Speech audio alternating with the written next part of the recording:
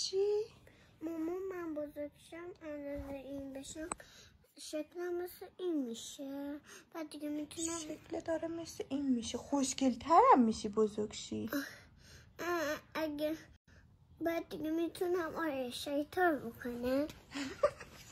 خدای تو آرایش میخوای چی کار؟ نه بزرگتر شدم. خب بزرگتر شدی دوست داری آرایش کنی؟ چرا؟ دوست دارم دیگه. چرا انقدر آرایش دوست داری؟ دوست دارم.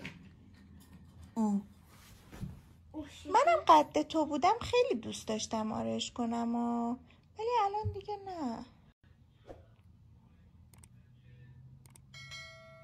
کوش رفت. چی شده ماما؟ چی شده دخترم؟ مامان تو حرف منو گوش نمیدی. الان قهر کردی؟ چه حرفی مامان؟ چه دستوری داری من گوش ندادم؟ منو نمیبری همین بیرون. چی؟ من همین نمیبری بیرون.